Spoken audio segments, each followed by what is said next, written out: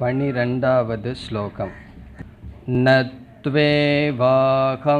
ஜாது நாசம்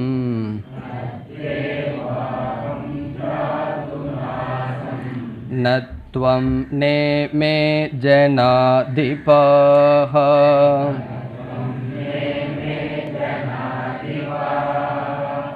ந சைவ ந பவிஷ்யாமஹ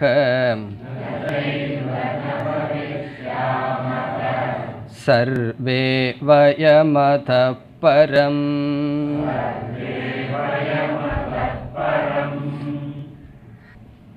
பனிரெண்டாவது ஸ்லோகத்திலிருந்து ஆத்ம ஞானத்தை பகவான் கொடுக்கின்றார். இந்த கருத்து 25வது ஸ்லோகம் வரை செல்ல இருக்கின்றது. இடையில் 14, 15 ஸ்லோகங்களை தவிர ஆத்ம ஞானத்தை பகவான் எதற்காக கொடுக்கின்றார் என்றால் நாம் அந்த விசாரத்தை பார்த்து முடித்துள்ளோம். நம்முடைய சோகத்திற்கு மேலோட்டமாக தெரிகின்ற காரணம் வேறு, எல்லா துயரத்திற்கும் அடித்தளமான காரணம் வேறு. அது எல்லோருக்கும் பொதுவாகவே இருக்கின்றது. நம்முடைய சோகத்திற்கு காரணம் என்ன என்று கேட்டால் ஒவ்வொருவர் ஒவ்வொரு சூழ்நிலையை சொல்வார்கள். ஒரு சூழ்நிலையை கூறி இந்த சூழ்நிலையினால் நான் துயரப்படுகின்றேன் என்று சொல்வார்கள். அதனால்தான் ஒருவர் சோகமாக இருந்தால் நாம் அவரிடம் சென்று காரணத்தை கேட்கின்றோம். ஏன் துயரமாக இருக்கிறீர்கள் என்று கேட்போம். ஒருவர் ரொம்ப சந்தோஷமாக ப்ளசண்ட்டாக இருந்தார்னு வச்சுக்குவோம், போய் காரணத்தை கேட்டுட்ருக்க மாட்டோம், ஏன் நீங்கள் சந்தோஷமாக இருக்கீங்கன்னு சொல்லி. ஆகவே துயரப்படும் பொழுது காரணத்தை நாம் கேட்பதிலிருந்து கேட்கறதுக்கு முன்னாடியே அவர் காரணத்தை சொல்ல ஆரம்பிச்சிருவார், இதெல்லாம் என்னுடைய துயரத்திற்கு காரணம். இவ்விதம் ஒவ்வொரு மனிதனும் ஒவ்வொரு காரணத்தை சொன்ன போதிலும் எல்லா துயரத்திற்கும் ஃபண்டமெண்டல் ப்ராப்ளம் என்று நாம் கூறியது போல் ஆத்ம அஜ்ஞானம் துயரத்திற்கு காரணம். எப்படி ஆத்ம அஜ்ஞானம் துயரத்திற்கு காரணம் என்றால், நாம் எந்த சூழ்நிலையை குறித்து இது துயரத்திற்கு காரணம் என்று சொல்கிறோமோ அந்த சூழ்நிலையில் நான் எனது என்பது சம்பந்தப்பட்டிருக்க வேண்டும். எந்த சூழ்நிலையில் என்னுடையது நான் என்பது சம்பந்தப்படவில்லையோ அந்த சூழ்நிலை நம்முடைய துயரத்திற்கோ அல்லது சுகத்திற்கோ காரணம் ஆகாது. ஆகவே சூழ்நிலை துயரத்திற்கு காரணம் என்று சொல்வதை விட அந்த சூழ்நிலையில் நான் இருந்தால் அது துயரத்திற்கு காரணம். ஆகவே அந்த நான் என்பது பற்றி விசாரம் செய்ய வேண்டும். இந்த உலகத்தில் எத்தனையோ பொருள்களை தத்துவங்களை அறிந்திருக்கின்ற நாம் ஒன்றை அறியாமல் விட்டுவிட்டோம், அதுதான் நம்முடைய உண்மையான தன்மை. ஆகவே தன்னை பற்றிய விசாரம் தேவை அல்லது தன்னை பற்றிய ஞானம் தேவை.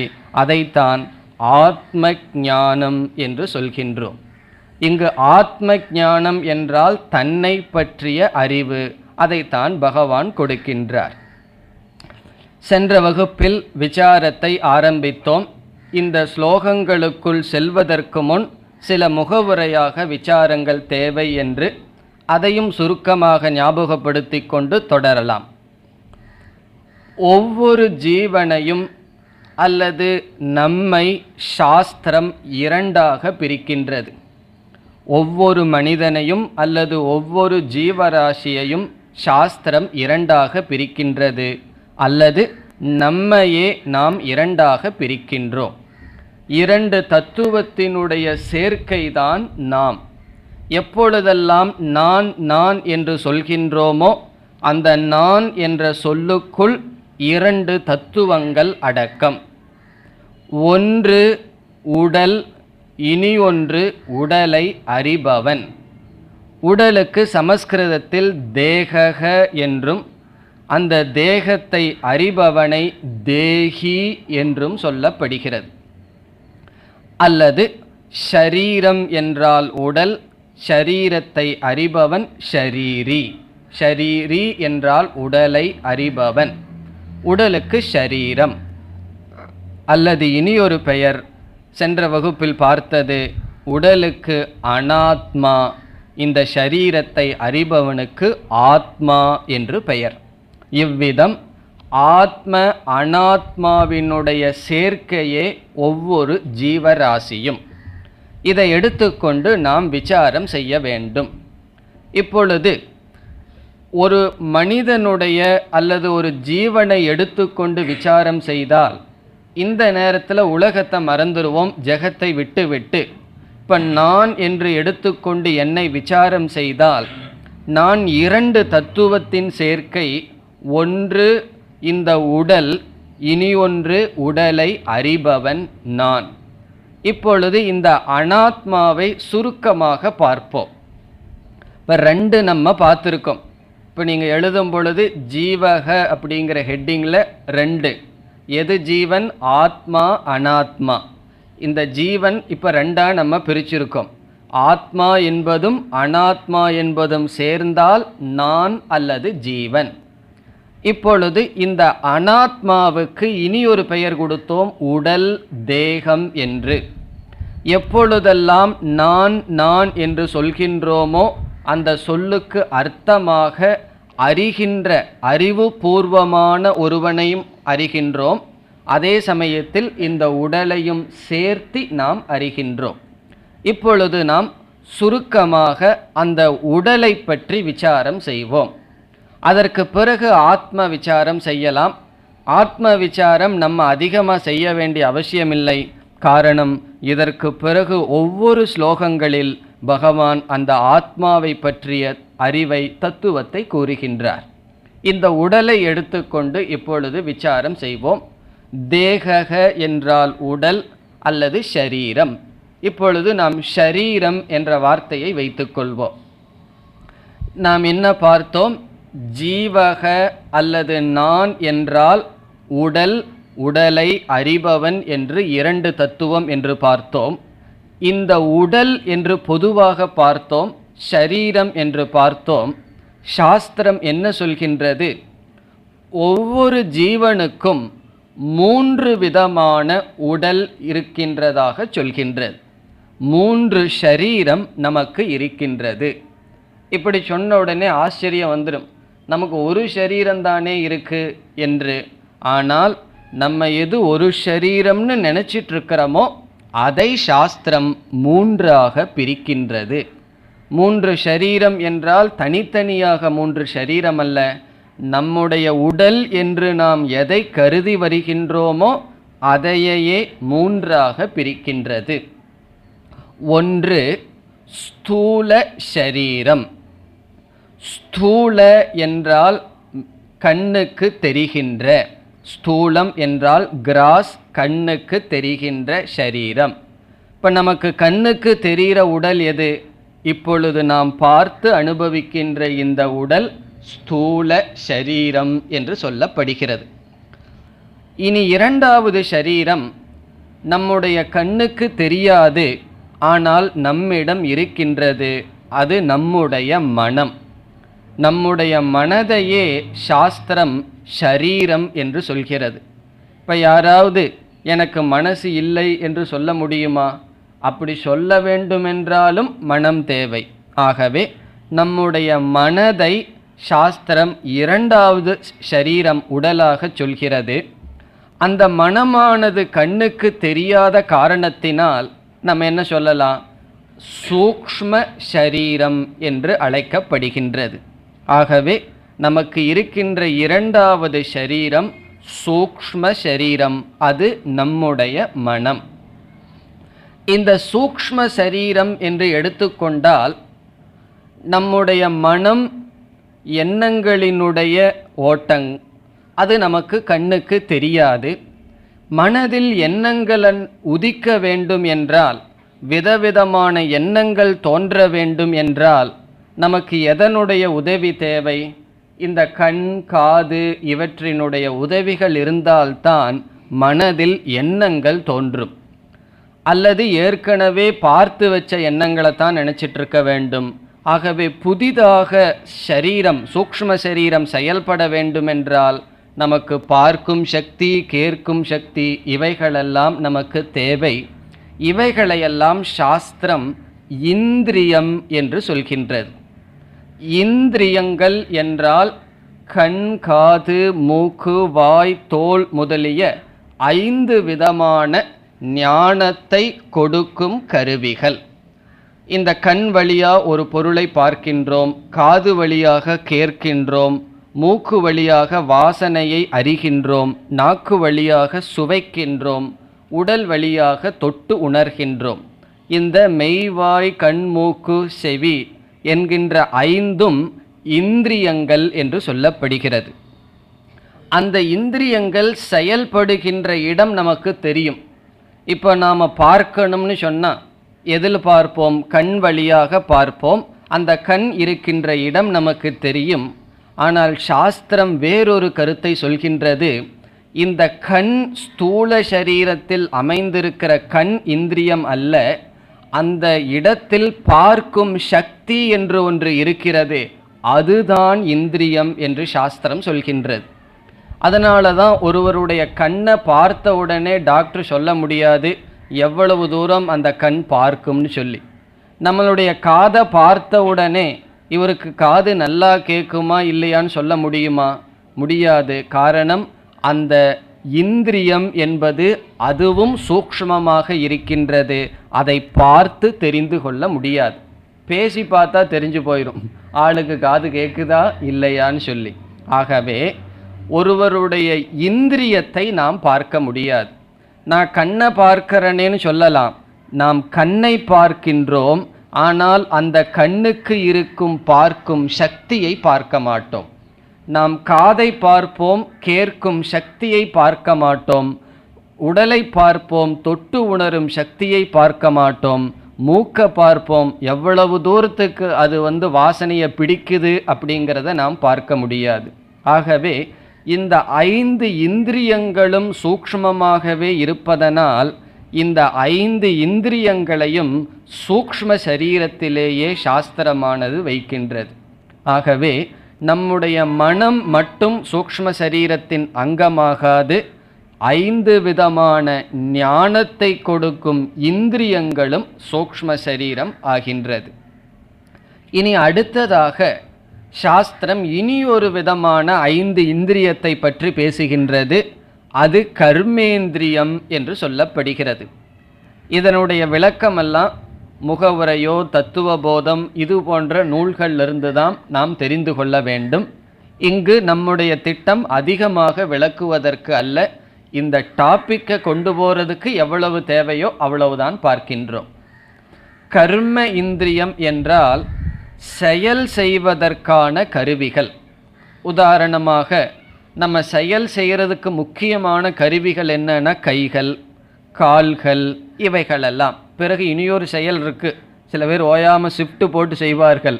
என்ன தெரியுமோ? பேச்சு, நாக்கு. 2 வேளை பகவான் நாக்கு கொடுத்துருக்கார். அது சுவைக்கிற நாக்கு, பேசுகின்ற நாக்கு. நாக்கு பேசும் பொழுது அது கர்மேந்திரியம், அது சுவைக்கும் பொழுது ஞானேந்திரியம். இவ்விதம் வாக், பாணி, பாத, பாயு, உபஸ்தம் என்று 5 விதமான செயல் செய்யும் சக்திகளும் சூக்ஷ்ம சரீரத்தில் அடங்கும். அதையும் நம்ம பார்க்க முடியாது. ஒருவருடைய கையை பார்த்து அது இவ்வளவு தூரம் வெயிட்டை தூக்கும்னு சொல்ல முடியுமா? கை பெருசாக இருக்கும், ஒரு குடத்தங்கூட தூக்குறதுக்கு சக்தி இருக்காது. ஆனால் அதே போல் காலை பார்த்து அது இவ்வளவு தூரம் நடக்கிற சக்தி அதுக்கு இருக்கும்னு சொல்ல முடியுமா? முடியாது.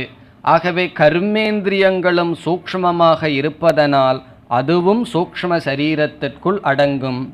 அதே போல் பிராணன்னு நமக்கு இருக்குது.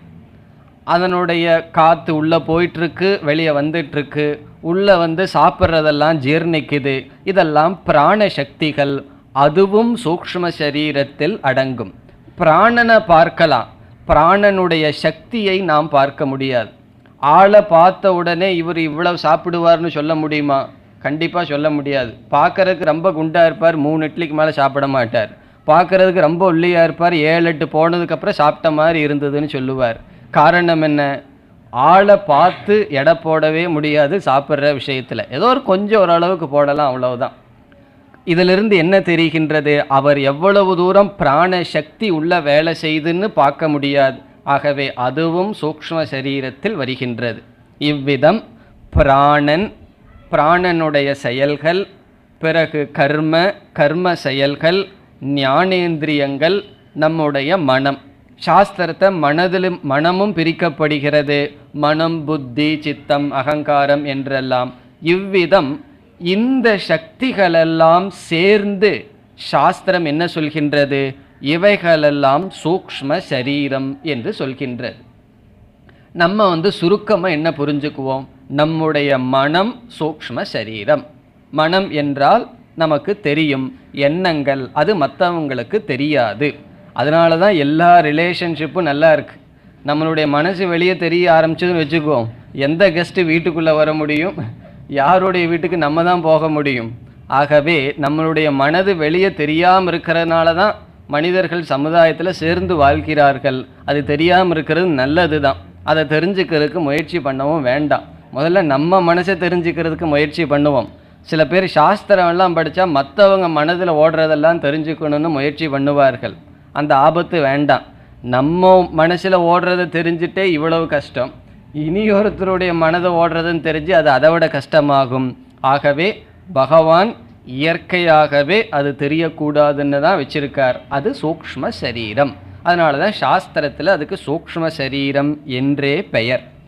இவ்விதம் நமக்கு 2 சரீரம். ஸ்தூல சரீரம்னா நம்ம பார்த்து உணர்கின்ற இந்த உடல்.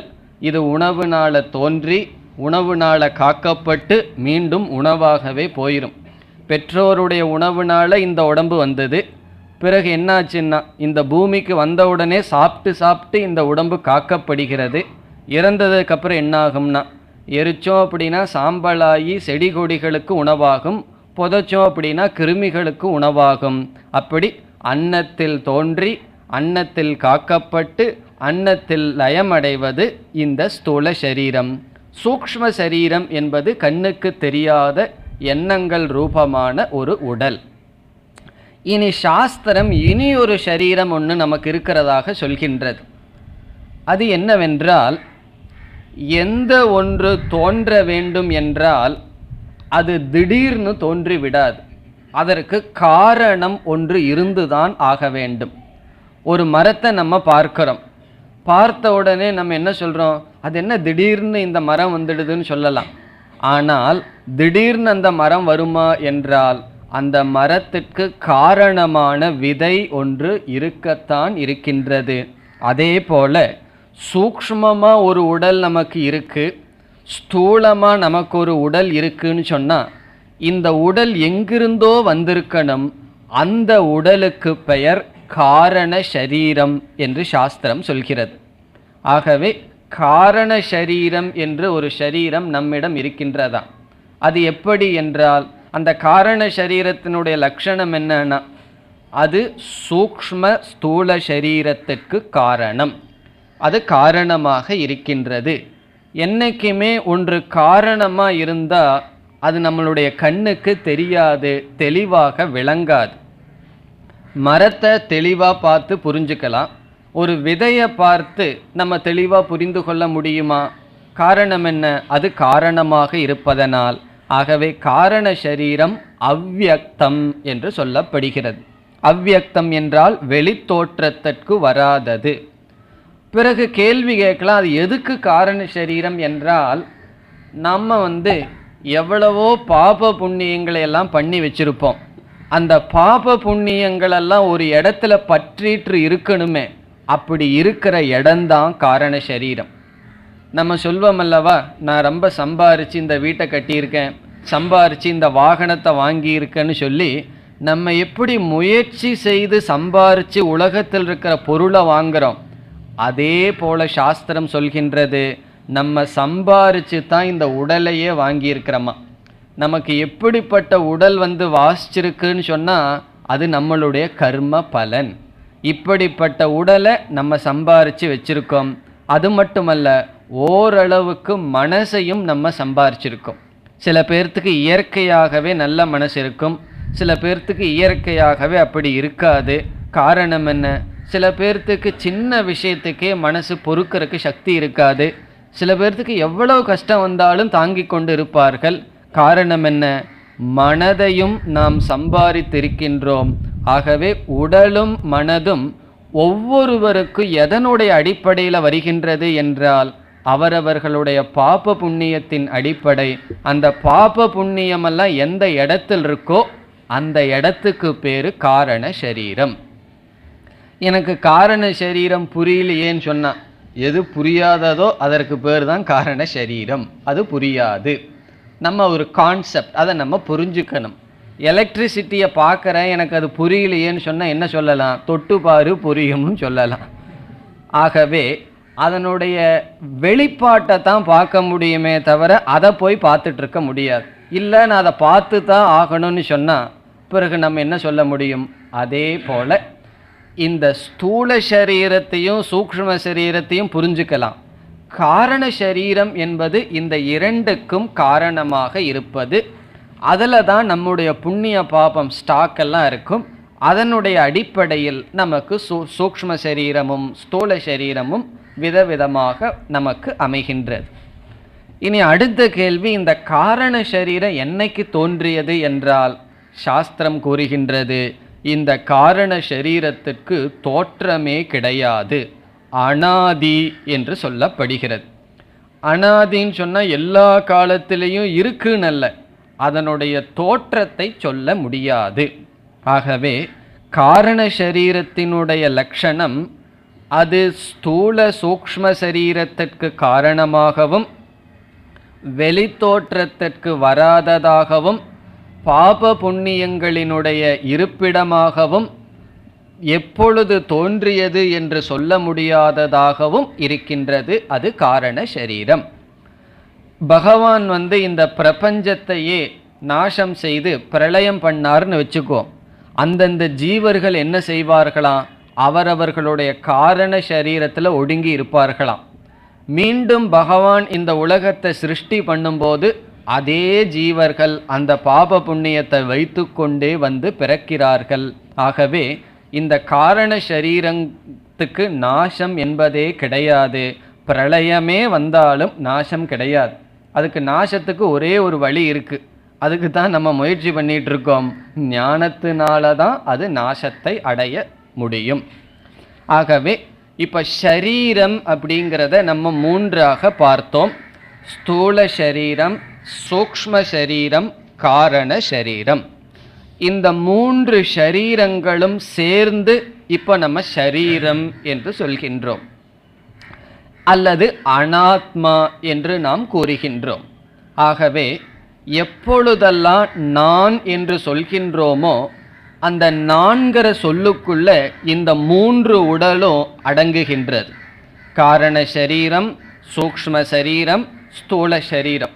இந்த மூணையும் சேர்த்தி தான் நான் அப்படிங்கிற சொல்லில் நம்ம புரிஞ்சிருக்கோம். இப்போ இதுவரைக்கும் அனாத்மா விஷயத்தை பார்த்தது போதும். மீண்டும் அனாத்மாவை பற்றி பிறகு அடுத்த ஸ்லோகத்தில் பார்க்கலாம். இனி இந்த ஆத்மாவை பற்றிய விசாரத்திற்கு வருவோம். ஆத்மா என்றால் என்னன்னு நம்ம பார்த்தோம். இந்த உடலை, மூன்று ஷரீரத்தை உடையவன் என்று பார்த்தோம். அல்லது இந்த மூன்று ஷரீரத்தை அறிபவன் என்று நாம் பார்த்தோம். ஆகவே ஆத்மாவினுடைய முதல் லட்சணம், முதல் இலக்கணம், இந்த மூன்று உடலையும் அறிபவன், அது ஆத்மா. இந்த மூன்று உடலையும் எது அறியுதோ அது ஆத்மா. இப்போ நான் இந்த ஸ்தூல சரீரத்தை அறியறனா இல்லையான்னு கேட்டால் சந்தேகமே இல்லை. எனக்கு தெரிகின்றது இந்த உடல். என்னுடைய மனசை நான் அறிகின்றேனா இல்லையா? நன்கு தெரிகின்றது, மனதை நான் அறிகின்றேன். காரண சரீரத்தை நம்ம அறிய முடியாது, அதை அறிய வேண்டிய அவசியமும் இல்லை. அதை நாம் அனுபவிப்போம், ஆழ்ந்த உறக்கத்தில் அதை அனுபவிப்போம், ஆனால் அறிய மாட்டோம். ஆகவே நான் இந்த உடலை அறிகின்றேன். இந்த அறிகின்ற ஒரு தத்துவம் இருக்கின்றதே, அது ஆத்மாவினுடைய தன்மை. அப்படி நாம் புரிந்து கொள்ள வேண்டும். இப்போ எது இந்த உடலை அறிகின்றதோ அது ஆத்மா. ஆகவே ஆத்ம அனாத்மாவினுடைய முதல் விவேகம், முதல் ஞானம் எப்படி சொல்லலாம்? அறிபவன் ஆத்மா, அறியப்படும் பொருள் அனாத்மா. இதை சமஸ்கிருதத்தில் சொன்னால் அறிபவனுக்கு திருக் என்றும் அறியப்படும் பொருளுக்கு திருஷ்யம் என்றும் சொல்லப்படும். திருஷ்யம் என்றால் அறியப்படுதல், திருக் என்றால் அறிபவன். அறிபவன் அறியப்படுதல். இப்போ நம்ம யாருன்னு சொன்னால் ரெண்டு பேர்த்தினுடைய சேர்க்கையா. அறிபவன் அறியப்படும், இந்த ரெண்டையும் சேர்த்தி நான் என்று நாம் புரிந்து கொண்டு இருக்கின்றோம். ஆகவே திருக் என்றால் ஆத்மா, திருஷ்யம் என்றால் அனாத்மா. இனி அடுத்த விவேகத்திற்கு வந்தால், இந்த அறிபவன் ஜடமாக இருக்க வேண்டுமா அல்லது அறிவு சொரூபமாக இருக்க வேண்டுமா? அதில் ஏதாவது நமக்கு சந்தேகம் வருமோ? அறிகின்ற ஒன்று ஜடமாக இருக்குமா அல்லது சேதனமாக அறிவு சொரூபமாக இருக்குமா என்றால், சாதாரணமான அறிவில் விளங்கும் எது அறிகின்றதோ அது அறிவு சொரூபம். அறிவு சொரூபத்தை ஞான சொரூபம்னு சொல்லலாம். அதற்கு சாஸ்திரம் இனியொரு சொல் பயன்படுத்துகிறது, சித் என்று சொல்கின்றது. சித் என்றால் அறியும் ஞானம், அறியும் தன்மையை உடையது, அல்லது சைத்தன்யம், சேதனம், கான்சியஸ் பிரின்சிபிள், அவேர்னஸ் என்றெல்லாம் நாம் அழைக்கலாம். ஆகவே ஆத்மாவினுடைய சொரூபம், ஆத்மாவினுடைய லட்சணம் ஞானம். முதல் என்ன லட்சணம் பார்த்தோம்? அறிதல், திருக் என்று பார்த்தோம். அதிலிருந்தே ஞான சொரூபம்னு பார்த்தோம். அப்படி என்றால் அறியப்படும் இந்த உடல் எப்படிப்பட்டது என்றால் அது ஜட சொரூபம் என்று புரிந்து கொள்ள வேண்டும். இப்போ இந்த உடல் ஜட சொரூபம், இந்த ஆத்மாவானது ஞான சொரூபம் அல்லது சித் சொரூபம். இவ்விதம் இனிமேல் நம்ம என்ன செய்ய போகிறோம்? இந்த ஸ்லோகத்திலிருந்து 25வது ஸ்லோகம் வரை ஒரு லிஸ்டே நமக்கு வரப்போகுது. ஆத்மாவினுடைய சொரூபம் என்னென்ன பகவான் சொல்ல போகிறார். என்னென்ன சொரூபம் சொல்கிறாரோ அதற்கு ஜஸ்ட் ஆப்போசிட்டான சொரூபம் அனாத்மாவுக்கு நம்ம போட்டுகிட்டே வரலாம். ஒரு இடத்துல பகவான் ஆத்மா நித்தியகன்னு சொன்னால் அனாத்மா அனித்தியம்னு சொல்லணும். ஆத்மா அகர்த்தான்னு சொன்னால் அனாத்மா கர்த்தான்னு சொல்லணும். இவ்விதம் ஆத்மாவினுடைய தன்மைகளை பகவான் இப்பொழுது கூறிக்கொண்டே வருகின்றார். அதோடு நம்ம என்ன செய்ய போகிறோம்? அனாத்மாவினுடைய தன்மையையும் நாம் சேர்ந்து பார்த்து கொண்டே கடைசியில் என்ன செய்ய போகிறோம் என்றால், இந்த ஆத்மா அனாத்மா ரெண்டையும் சேர்ந்து நான்னு புரிஞ்சிட்டு இருக்கிறது தப்பு. நம்மைய பற்றி சரியான அறிவு வரணும்னு சொன்னால் முதல்ல ஆத்மாவினுடைய லட்சணத்தை தெரிஞ்சு அனாத்மாவினுடைய லட்சணத்தை தெரிந்து கொண்டு, இதுதான் அனாத்மான்னு தெரிந்து கொண்டு அனாத்மாவை நான் என்று நினைப்பதை விட்டு ஆத்மா நான் என்று புரிந்து கொள்ள வேண்டும். இதற்கு பெயர்தான் ஆத்ம அனாத்ம விவேகம். ஆத்ம அனாத்ம விவேகம் பண்ணுறேன்னு சொல்லிட்டு இதெல்லாம் ஆத்மாவினுடைய தர்மம்னு ஒரு லிஸ்ட்டு அழகாக எழுதி வச்சு, இதெல்லாம் அனாத்மாவினுடைய தர்மம்னு அழகாக எழுதி வச்சு, நீ யாருன்னு சொன்னால் நான் இந்த பக்கம் சேர்ந்துக்கிறேன், அனாத்மாவில் சேர்ந்துக்கிறேன்னு சொல்லக்கூடாது. இந்த விவேகத்தினுடைய பலனே ரெண்டையும் பிரித்து நான் இந்த அனாத்மா அல்ல, நான் ஆத்மாவாக இருக்கின்றேன் என்று உணர வேண்டும்.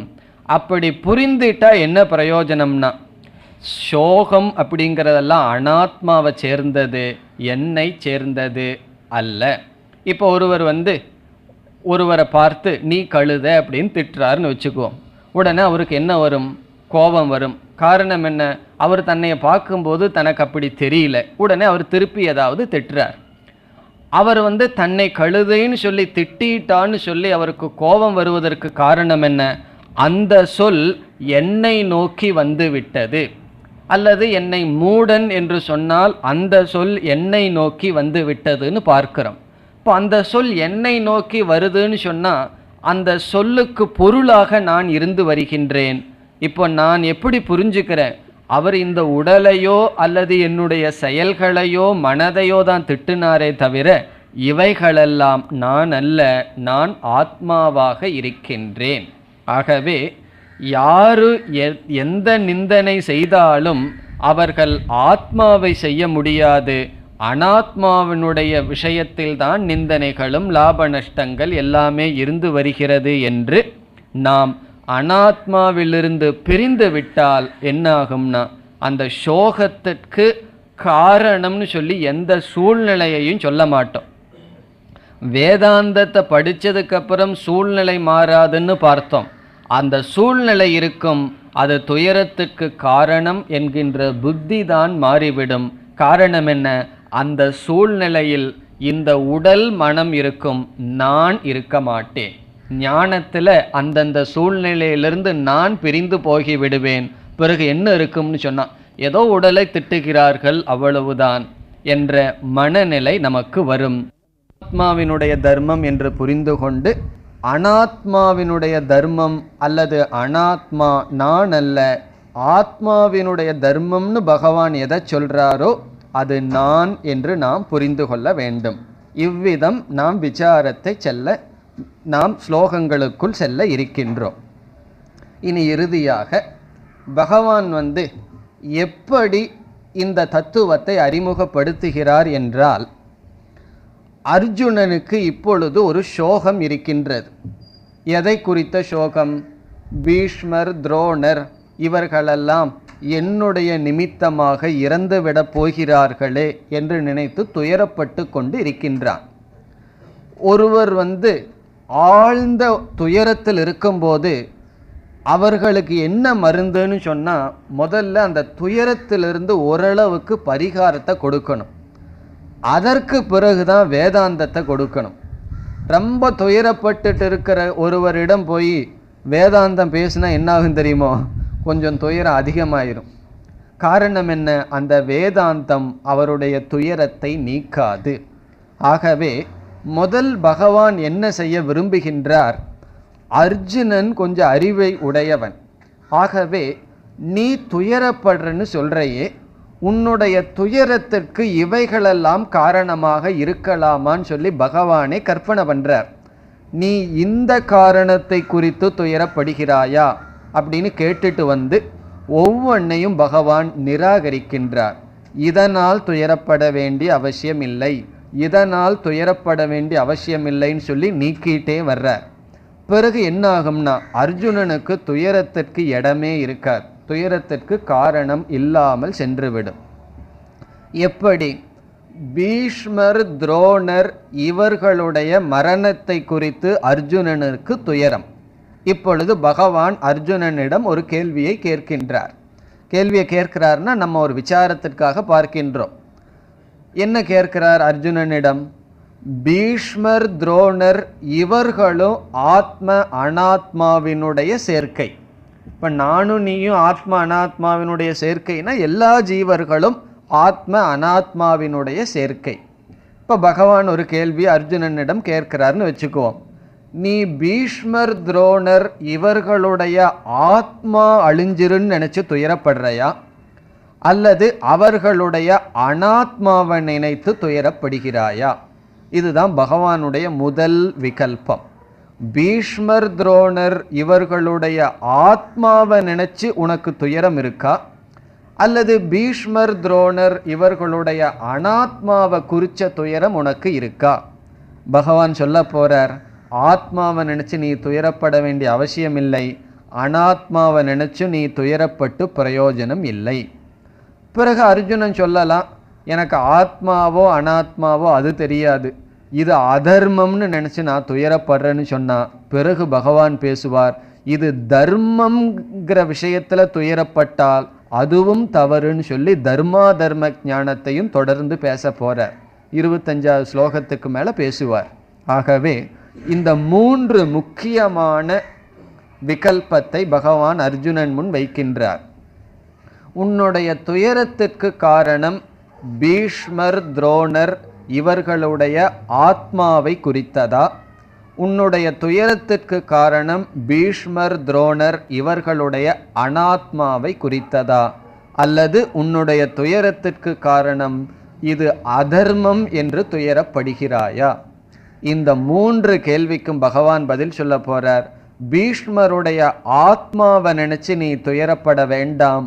காரணம் இதே ஸ்லோகத்துல 12லயே சொல்றார், ஆத்மா நித்தியமாக இருப்பதனால் பீஷ்மர் துரோணர் ஆத்மா என்ற அடிப்படையில் அவர்களுக்கு மரணமே கிடையாது. ஆகவே பீஷ்மர் துரோணர் செத்து போவாங்கன்னு நினைச்சு நீ அழுகாத. அவர்கள் ஆத்மா என்று நீ பார்த்தால், அவர்கள் ஆத்மா என்ற அடிப்படையில் நீ பார்த்தால் அவர்களுக்கு அழிவே கிடையாது. ஆகவே துயரப்பட வேண்டாம். இப்போ உன்னுடைய துயரம் என்ன? பீஷ்மர் துரோணருடைய ஆத்மாவை நான் கொல்றேன் அப்படின்னு நீ நினைச்சினா, பீஷ்மர் துரோணருடைய ஆத்மாவெல்லாம் தான் அழியாததே. நீ ஆத்மாவை பார்க்கல, பார்க்காத ஒன்று அழிகிறதுன்னு நீ கற்பனை பண்ணிட்டு இருக்க. பகவான் சொல்றார், நான் உனக்கு உபதேசம் செய்கின்றேன், பார்க்காத நீ அந்த ஆத்மா அழியாதது. ஆகவே பீஷ்மர் துரோணருடைய ஆத்மாவை குறித்து துயரப்பட வேண்டாம். காரணம் நித்தியமாக அவர்கள் இருக்கிறார்கள். இனி அர்ஜுனன் என்ன சொல்லலாம்? ஆத்மா நித்தியமோ அநித்தியமோ இருந்துட்டு போகட்டும், எனக்கு அது குறித்து துயரம் இல்லை. அவர்களுடைய உடலை நான் அழிக்கின்றேனே. பீஷ்மர் துரோணருடைய அனாத்மான அவர்களுடைய உடல், அந்த உடலை நான் அழிக்கிறேனேன்னு அதை குறித்து எனக்கு துயரம் என்று சொன்னால், இப்போ வீட்டில் ஒருவர் இறந்துட்டார், அவரிடம் போய் சொல்கிறோம், அவருடைய ஆத்மா தான் அழிகிறது இல்லையே, ஏன் அழுகிறீங்கன்னு சொன்னால் அவருக்கு என்ன வரும்? கோபந்தான் வரும். ஆத்மா அழியுதோ இல்லையோ அதை பற்றி எனக்கு கவலை இல்லை, இந்த உடல் அழிஞ்சு போச்சே, என்னை விட்டு போயிடுதே, அதுதான துயரம்னு சொல்லுவார்கள். ஆகவே அர்ஜுனன் சொல்லலாம், பீஷ்மர் துரோணருடைய அனாத்மாவை குறித்து தான் கிருஷ்ணா எனக்கு துயரம்.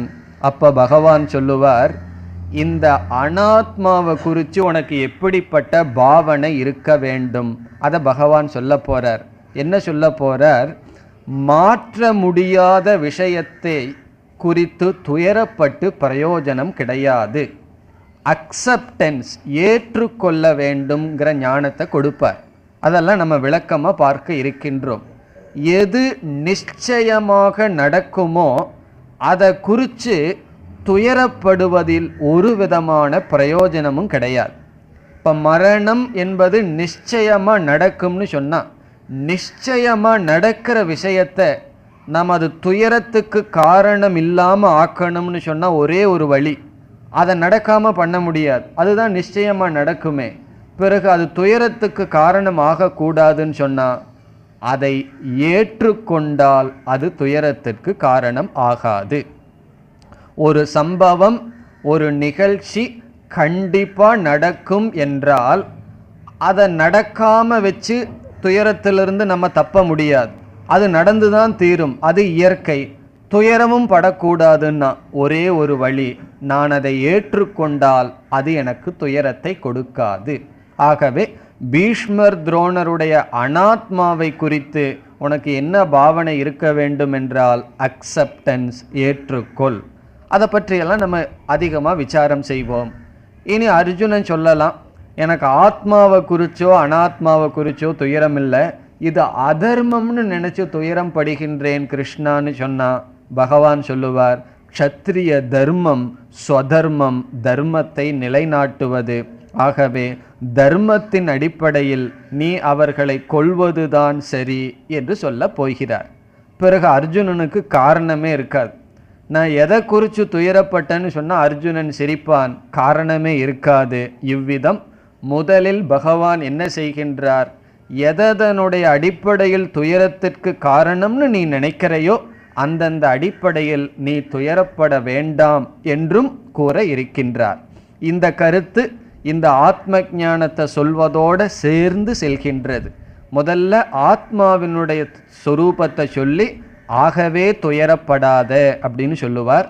பிறகு அனாத்மாவினுடைய தர்மத்தை சொல்லி ஏற்றுக்கொள் என்று சொல்லுவார். தர்மத்தை பற்றி பேசியும் தர்மத்தின் அடிப்படையில் நீ துயரப்பட வேண்டிய அவசியமில்லைன்னு சொல்லுவார். அப்போ என்ன ஆகும்னா, ஓரளவுக்கு அர்ஜுனனுடைய மனசில் இருக்கிற துயரம் நீங்கும். அதற்கு பிறகு மனது எப்படி இருக்கும்? அந்த துயரம் அர்ஜுனனுக்கு வந்து வைராகியத்தை கொடுத்து நல்ல சில பண்புகளை எல்லாம் கொடுத்துட்டு துயரம் சென்றுவிடும். அதனால தான் சோகமே யோகம் என்று சொல்லப்படுகின்றது. நமக்கு சோகம் வந்தால் அதை யோகமாக எப்படி மாற்றுவதுனா, அந்த துயரத்தை பயன்படுத்தி நாம் பக்குவத்தை அடையணும். வாழ்க்கையில் துயரப்படாமல் ஞானத்திற்கோ அல்லது மோட்சத்துக்கோ வந்தவர்கள் யாருமே கிடையாது. ஆகவே துயரம் என்பது வாழ்க்கையில் ஒரு அங்கம். நமக்கு துயரப்படப்பட எப்படி புரிந்து கொள்ளணும்? பகவானை நிந்திக்கிறத விட்டுட்டு நம்மை தூய்மைப்படுத்த பகவான் கொடுக்கின்ற உபாயம் என்று. இவ்விதம் இந்த துயரமுமே யோகமாகின்றது. அதுதான் முதலாவது அத்தியாயம். இங்க பகவான் என்ன பண்றார்? அந்த துயரத்தையே ரொம்ப நேரம் வச்சிட்டு இருந்தா அது யோகமாகாது, அது மரணமாயிரும். ஆகவே அந்த துயரத்தை நீக்கி பிறகு ஞானத்தை கொடுத்து தனக்கு ஆனந்தத்தை கொடுக்க இருக்கின்றார். இப்பொழுது இனி ஒவ்வொரு ஸ்லோகத்திலும் ஆத்மாவினுடைய தன்மை என்ன என்று பகவான் சொல்லுவார். அதை இப்பொழுது பார்க்கலாம். இப்பொழுது நாம் 12வது ஸ்லோகத்திற்குள் செல்லலாம். ஒவ்வொரு ஸ்லோகத்தை சொல்லும் பொழுதும் அதனுடைய சாரம் இது என்று நாம் பார்ப்போம். அதனால் பிறகு நம்ம திருப்பி பார்க்கும் பொழுது இந்த ஸ்லோகத்தை எடுத்தோம் அப்படின்னா இந்த ஸ்லோகத்தை ஒரே வரியில் சொல்லணும். இதுதான் இந்த ஸ்லோகத்தின் மைய கருத்து. அப்படி பார்க்கையில் 12வது ஸ்லோகத்தினுடைய மைய கருத்து சாரம் ஆத்மா நித்யக. அதுதான் இந்த ஸ்லோகத்தின் சாரம். ஆத்மா நித்தியம் என்றால் என்றும் இருக்கின்றது. இப்படி நம்ம எல்லா ஸ்லோகத்துக்கும் ஆத்மாவினுடைய தன்மையை நட்செல்லா சுருக்கமாக பார்க்க இருக்கின்றோம். காரணம் என்ன? ஸ்லோகத்துக்குள்ளே போனால் பகவான் விதவிதமாக பேசுவார். அதை படித்ததுக்கப்புறம் ஸ்லோகம் என்ன சொல்லுதுன்னு நமக்கு தெரியாமல் போயிடும். ஆகவே அதையும் நம்ம குறிப்பாக புரிந்து கொள்ள வேண்டும். இந்த ஸ்லோகத்தினுடைய மைய கருத்து ஆத்மா நித்யக. நித்யக என்றால் என்றும் இருப்பது. இதை சொன்ன உடனே நம்ம பக்கத்தில் இனி ஒரு லிஸ்ட்டு வச்சுருக்கிறோமே, அதில் என்ன போடணும்? இப்போ 2 லிஸ்ட்டு நமக்கு இருக்குது, ஆத்மா அனாத்மா. முதல்ல என்ன பார்த்துருக்கோம்? ஆத்மா நித்யக. அனாத்மாவை பற்றி போட்ட என்ன சொல்லும்? அதையும் நித்தியம்னு போட்டுருவோமா? அனித்யக, அது நிலையற்றது. அது நமக்கு தெரியுதா இல்லையா? இந்த உடல் நித்தியமா அனித்தியமா நமக்கு நல்லா தெரியும். இதுக்கு ஃபிலாசபியில் பிஹெச்டி பண்ணணுங்கிற அவசியம் இல்லை. இந்த உடல் அனித்தியம்னு சொல்லி தெரிஞ்சுக்கிறதுக்கு பார்த்துட்ருக்கோம். எத்தனையோ உடல் தோன்றுகிறது, அழிகின்றது. இந்த உடலும் அழிய போகின்றது. ஆகவே இந்த உடல் அனாத்மா அனித்தியம். இந்த உடலை பார்த்துட்டு ஒருத்தன் இருக்கானே அறிவு பூர்வமாக, அவன் நித்தியம். ஆத்மா நித்யக என்பதுதான் ஸ்லோகத்தினுடைய கருத்து. ஆகவே சங்கரர் எப்படி அறிமுகப்படுத்துகிறார்? நீ ஏன் துயரப்படக்கூடாது என்றால், ஆத்மா பீஷ்மர் துரோணர் இவர்களுடைய ஆத்மா என்றும் இருப்பதனால் அழியாத ஒருவரை குறித்து அழிஞ்சு போகிறாங்களேன்னு நினச்சி நீ துயரப்பட்டால் அது பிரக்ஞா வாதாம்ச பாஷசே, அது மூடனுக்கு சமம். அழிய போகிறதில்லை, அதை குறித்து துயரப்பட்டுட்டு இருந்தால் என்ன பிரயோஜனம்? ஆகவே பீஷ்மர் துரோணர் இவர்கள் அழியாதவர்கள், அவர்களுடைய ஆத்மா நித்தியம். இந்த கருத்தை பகவான் நேரடியாக சொன்னால் நல்லா இருக்கும். பகவான் எப்படி சொல்கிறாருன்னு பார்ப்போம். இப்பொழுது ஸ்லோகத்திற்குள் செல்லலாம். நத்வே வாகம் ஜாது நாசம் நது ஏவ அகம் ஜாது நாசம். இந்த முதல்ல 2 எழுத்து இருக்கே, நது ஏவ, அதை விட்டுருவோம். நத்வேவங்கிற வார்த்தையை விட்டுட்டு அகம் ஜாது நாசம் அதை எடுத்துக்குவோம். அகம் என்றால் நான். இங்க பகவான் தன்னையே சொல்றார், நான். ஜாது என்றால் கதாச்சித், எப்பொழுதாவது என்று பொருள். அல்லது இதற்கு முன். நான் எப்பொழுதாவது ந ஆசம் இல்லை. ஆசம் என்றால் ந ஆசம் என்றால் இருத்தல், ந ஆசம் என்றால் இல்லை. நான் எப்பொழுதாவது இல்லை என்பது இந்த கருத்தானது. பிறகு ந அப்படின்னு ஒரு முதல்ல ஒரு ந இருக்க, அதை எடுத்துக்கணும். ந என்றால் இல்லை. இப்போ என்ன சொல்றார் பகவான்? நான் எப்பொழுதாவது இல்லை என்பது இல்லை. இதனுடைய அர்த்தம் என்ன? நான் எப்பொழுதாவது இல்லை என்பது இல்லை என்றால் நான் எப்பொழுதும் இருந்தேன். அதுதான் இதனுடைய அர்த்தம். ஆகவே இந்த நது அப்படிங்கிறத தனியாக வச்சுக்கணும். அதை ஒவ்வொரு இடத்துலையும் சேர்த்தணும். பகவான் எதிர்மறையாகவே சொல்லிட்டு போறார். Double negative is equal to positive. அதை தான் பகவான் பண்றார். அகம் நான் ஜாது எப்பொழுதாவது ந ஆசம் இல்லை என்பது நது ஏவ என்பது இல்லை. இனி அடுத்தது ந துவம்.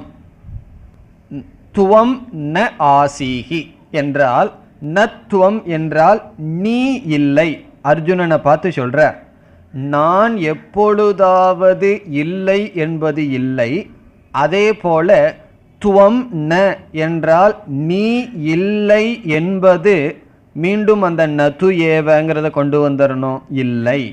இப்போ இரண்டாவது பொருள் என்ன? நீ எப்பொழுதாவது இல்லை என்பது இல்லை. பிறகு இந்த ராஜாக்கள் எல்லாம் யார்? அர்ஜுனன் நினைக்கலாம், இப்போ உன்னை பற்றியும் என்னை பற்றியும் பேச்சில்லை, நான் பீஷ்மர் துரோணரை பற்றி நினச்சி வருத்தப்பட்டுட்டு இருக்கேன். பகவான் சொல்கிறார், நேமே ஜனாதிபாகா. ஜனாதிபாகா அரசர்கள்.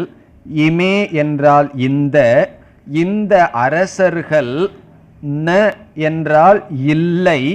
இந்த அரசர்கள் எப்பொழுதாவது இல்லாமல் இருந்தார்கள் என்பது நது ஏவ இல்லை என்றால் இருந்தார்கள். ஆகவே அகம் நாசம் இதின, நான் இல்லை என்பது இல்லை.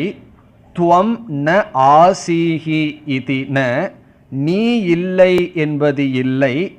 இமே ஜனாதிபாக ந ஆசன் இதின, இந்த அரசர்கள் இல்லை என்பது இல்லை. இதிலிருந்து பகவான் என்ன முடிவு சொல்றார்? ஒரு காலத்தில் நம்ம இல்லாமல் இருந்ததில்லை. அப்படி என்றால் அதனுடைய பொருள் என்ன? இதற்கு முன், இங்கே பாஸ்ட் டென்ஸை சொல்றார், இதற்கு முன் நாம் இருந்து கொண்டே இருந்தோம். இப்போ அர்ஜுனனுக்கு இப்போ நம்ம இருக்கிறோமா இல்லையாங்கிற சந்தேகம் வரல. அது யாருக்கும் வராதல்லவா? இப்போ நம்ம இருக்கிறோமா இல்லையான்னு சொல்லி அது நம்ம இருக்கிறோம்னு தெரியுது. ஒரு சந்தேகம் வரலாம், நான் இல்லாமல் இருந்திருப்பேன் அல்லது இல்லாமல் போவேன். ரெண்டையும் பகவான் நிராகரிக்கிறார். முதல் வரியில பின்னாடி போறார், நம்மெல்லாம் இல்லாமல் இருந்தோம் என்பது இல்லை. இனி இரண்டாவது வரியில சொல்றார், நாம் இனிமேல் இல்லாமல் போவோம் என்பதும் கிடையாது. அதை அடுத்த வரியில சொல்றார், பார்ப்போம். இங்கேயும் நச்சைவ அப்படிங்கிறத தனியா வச்சுக்குவோம். ந பவிஷ்யாமக. பவிஷ்யாமக என்றால் நாம் இல்லாமல் போவோம். ந பவிஷ்யாமக என்றால் நாம் எதிர்காலத்தில் இல்லாமல் போவோம் என்பது நச்சைவ இல்லை. எதிர்காலத்தில் நாம் இல்லாமல் போவோம் என்பது இல்லை. அப்படின்னா என்ன? நம்ம தொடர்ந்து இருப்போம். சர்வே வயம் அத பரம். சர்வே வயம் என்றால் நாம் அனைவரும். வயம் என்றால் நாம். சர்வே அனைவரும். நாம் அனைவரும். அத பரம். அத பரம் என்றால் பிறகு, அதற்கு பிறகு. அதற்கு பிறகுன்னு சொன்னால் எதற்கு பிறகு? அதற்கு பிறகு இல்லாமல் போவோம் என்பது கிடையாதுன்னு சொன்னால் நம்ம எதற்கு பிறகு இல்லாமல் போவோம்னு சந்தேகப்படுவோம். இந்த உடலினுடைய மரணத்துக்கு பிறகு நம்ம இல்லாமல் போவோம்னு சந்தேகப்படுவோம். அதனால் பகவான் சொல்கிறார், இந்த தேகத்தினுடைய மரணத்திற்கு, நாசத்திற்கு பிறகு நாம் இல்லாமல் போவோம் என்பது கிடையாது. இப்போ அதப்பரம் என்றால் அஸ்மாத் தேக விநாசாத் பரம், இந்த தேகத்தினுடைய நாசத்திற்கு பிறகு, இந்த உடலினுடைய அழிவுக்கு பிறகு நாம் இல்லாமல் போவோம் என்பது கிடையாது. இப்போ இதிலிருந்து நம்ம சொன்ன கருத்து என்ன? ஆத்மா நித்தியக, அதுதான் சாரம். இதை படித்தோம் அப்படின்னா நமக்கு திடீர்னு தலை குழம்பிடும், பகவான் என்ன பேசிகிட்டு இருக்காருன்னு சொல்லி. ஆகவே இப்போ நம்ம இருக்கிறோம் அப்படிங்கிறத பகவான் விட்டுட்டார். நமக்கு அதில் சந்தேகம் இல்லை. நமக்கு சந்தேகம், இதற்கு முன்னாடியெல்லாம் நான் இருந்திருக்கிறேனா, இதற்கு பிறகு நான் இருப்பேனா? பகவான் சொல்றார், நான், நீ, இந்த அரசர்கள் எல்லோருமே இதற்கு முன்னாடி இல்லாமல் இல்லை, இருந்தோம். பிறகு இதற்கு பிறகு இல்லாமலும் போக மாட்டோம். இப்படி ஏன் பகவான் கஷ்டப்படுத்தி சொல்றாருன்னு சொன்னா, என்னைக்குமே ரெண்டு எதிர்மறையா சொல்வதனுடைய அர்த்தம் முக்கியத்துவத்திற்காக. நேரடியாக பாசிட்டிவாக சொல்கிறத விட டபுள் நெகட்டிவாக போடுறதனுடைய அர்த்தம் என்ன? எம்பசைஸ், முக்கியத்துவத்திற்காக. நீங்கள் ஒருவருடைய வீட்டுக்கு செல்கிறீர்கள், சென்றுட்டு திரும்பி வரும்பொழுது, நாளைக்கு வரும்பொழுது ஏதோ ஒரு புஸ்தகத்தை கொண்டு வான்னு சொல்கிறீர்கள். புஸ்தகத்தை கொண்டு வான்னு சொன்னால் பாசிட்டிவ், புஸ்தகத்தை கொண்டு வராமல் வராதன்னு சொன்னால் என்ன? கொண்டு வா அப்படின்னு அர்த்தம். அது எதை குறிக்குது? கண்டிப்பாக கொண்டு வரணும் அப்படிங்கிறத குறிக்கின்றது. நீ அதை எடுத்துட்டு வா அப்படிங்கிறது ஒரு அர்த்தம், எடுத்துட்டு வராமல் இருக்காத அப்படிங்கிறது ஒரே அர்த்தம். ஆனால் ரெண்டாவது அர்த்தம் எதை குறிக்கின்றது? முக்கியத்துவத்தை குறிக்கின்றது. ஆகவே பகவான் அப்படி போடுறார், நாம் இல்லாமல் இருந்ததில்லை, இல்லாமல் போக போவதில்லை. இதையே கொஞ்சம் தர்க்க மொழியில் சொல்லணும்னு சொன்னால், இதெல்லாம் தர்க்க சாஸ்திரத்தினுடைய லாங்குவேஜை பகவான் பயன்படுத்துகிறார். இப்போ ஒரு பானை இருக்குன்னு வச்சுக்குவோம். அந்த பானை ஒரு காலத்தில் தோன்றியிருக்கு. இப்போ இன்னைக்கு 6 மணிக்கு ஒரு பானை உற்பத்தி ஆயிருக்கு. இந்த 6 மணிக்கு இன்று உற்பத்தியான பானைக்கு முன்னாடி அந்த பானை கிடையாது, அது ஒரு களிமண் தானே இருந்தது. ஆகவே அந்த பானை உற்பத்தியாவதற்கு முன் அது எப்படி இருந்தது என்றால் இல்லாமல் இருந்தது. இல்லாமல் இருந்ததுன்னு சொல்லக்கூடாது, இல்லை. இல்லாமல் இருந்ததுனாலும் கூட குழப்பம் வரும். இல்லை, அந்த இல்லாமைக்கு தர்க்க சாஸ்திரத்தில் என்ன சொல்வார்கள்? பிராக் அபாவக என்று சொல்வார்கள். பிராக் என்றால் உற்பத்திக்கு முன், அபாவக என்றால் இல்லாமல் இருத்தல்.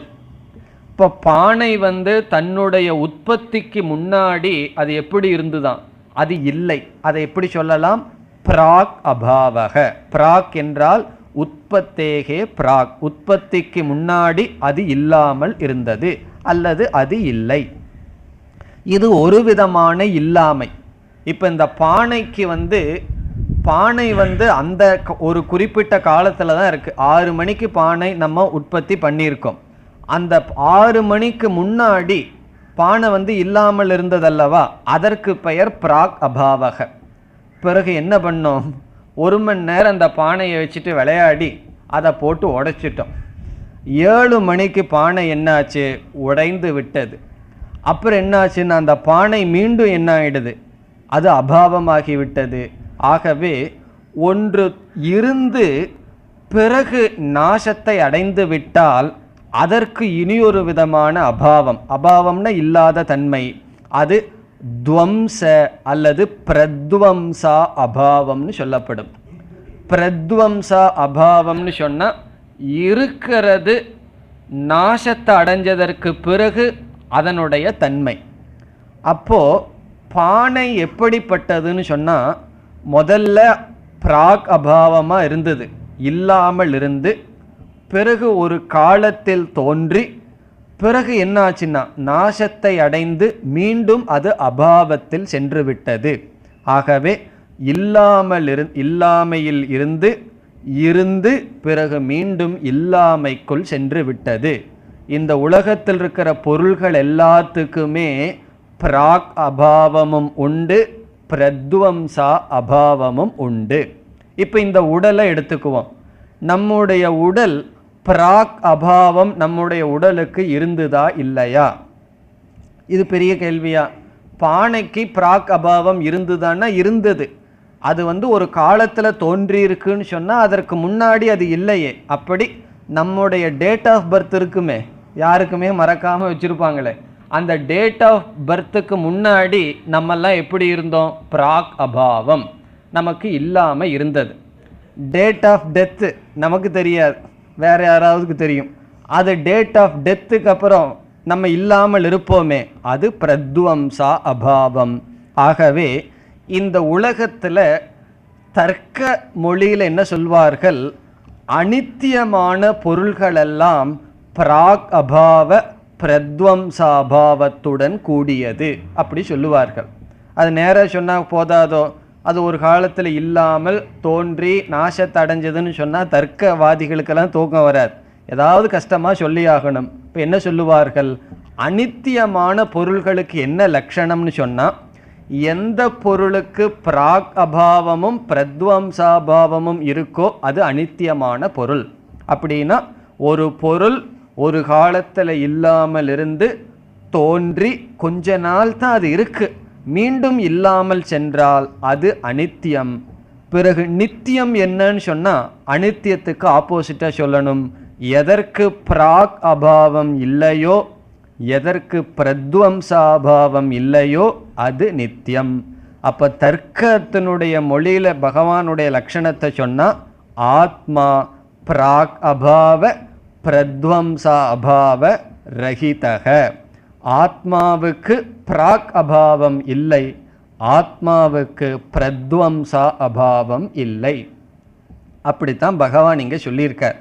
பிராக் அபாவம் புரிஞ்சுதோ பிரத்வம்சாபாவம் புரிஞ்சுதோ இல்லையோ விட்டுருங்க, அது நமக்கு முக்கியம் இல்லை. ஏதோ அப்பப்போ கொஞ்சம் சொல்லணும்னு சொன்ன அவ்வளவுதான். பிறகு பார்ப்போம் தர்க்கமெல்லாம். இதனுடைய சாரம் என்ன? ஆத்மா நித்யக, அனாத்மா அனித்யக. ஆத்மா எப்பொழுதும் இருப்பது, அனாத்மா அனித்யம். என்றால் ஒரு காலத்தில் இல்லாமல் இருந்து தோன்றி இல்லாமல் போகும். நம்முடைய உடல், இந்த பிரபஞ்சம் அனாத்மா, அது அனித்யம், ஆத்மா நித்தியம். இங்கே எப்படி கனெக்ட் பண்ணுறது? பீஷ்மர், துரோணர் இவர்களுடைய ஆத்மாவை குறித்து துயரப்படாதே, அவர்களுடைய ஆத்மா நித்தியம். என்னுடைய ஆத்மாவும் நித்தியம், உன்னுடைய ஆத்மாவும் நித்தியம். இதை வேறொரு விளக்காசிரியர் என்ன சொல்றார்? இங்க பகவான் நான் சொன்னதிலிருந்து ஈஸ்வரனை சொல்றாராம், நீனு சொன்னதிலிருந்து ஜீவர்களை சொல்கிறார். ஆகவே ஜீவ ஈஸ்வர ஐக்கியத்துடன் இந்த உபதேசத்தை துவங்குகிறார்னு விளக்காசிரியர்கள் எழுதுகிறார். அர்ஜுனனுக்கு இப்போ தெரியாது பகவானெல்லாம் ஈஸ்வரன்னு சொல்லி, பிறகுதான் 4வது அத்தியாயத்தில் தான் தெரிய வரும் பகவான் அவதார புருஷன்னு சொல்லி. ஆனால் பகவான் நான் சொல்லும் பொழுது ஈஸ்வரன், நீனு அர்ஜுனனையும் அரசர்களையும் சொல்லும்போது ஜீவர்கள், இவர்கள் எல்லாருமே நித்தியமானவர்கள், அழிவதில்லை. ஆகவே இப்போ ஆத்மா நான் சொன்னால் எப்படி புரிஞ்சுக்கணும்? நான் நித்தியமானவன், இந்த உடல் அனித்தியமானது. அப்போ நான், எனக்கு அழிவு கிடையாது, நான் அனுபவிக்கப்படுகின்ற, என்னால் பார்க்கப்படுகின்ற ஜடமான உடலுக்கு அழிவு. துயரம் ஏன் வருகின்றது? இந்த ஆத்மானாத்ம விவேகம் இல்லாத காரணத்தினால். அனாத்மாவையும் ஆத்மாவையும் ஒன்றா வச்சு அழிகிற அனாத்மாவை நான் நினைச்ச உடனே என்னாகும்? அந்த அனாத்மாவினுடைய அழிகிற தர்மம் எனக்கு வரும். ஆகவே எனக்கு அழிவு. இந்த உடல் நான் அல்லன்னு புரிஞ்சுட்டா உடலுக்கு அழிவு, எனக்கு அழிவில்லை. எனக்கு அழிவில்லைன்னு சொன்னால் துயரம் இல்லை. இவ்விதம் அனாத்மாவினுடைய அடிப்படையிலும் ஆத்மாவினுடைய அடிப்படையிலும் எடுத்துக்கொண்டு, முதலில் ஆத்மாவினுடைய அடிப்படையில் ஆத்மா நித்தியம், ஆகவே துயரப்பட வேண்டாம் என்று கூறுகிறார். இதே விதத்தில் தான் 25 ஸ்லோகம் வரைக்கும் பகவான் எடுத்துட்டு போவார். ஆத்மாவினுடைய லட்சணம், அனாத்மாவினுடைய லட்சணம், அவைகளை அடுத்த வகுப்பில் பார்ப்போம்.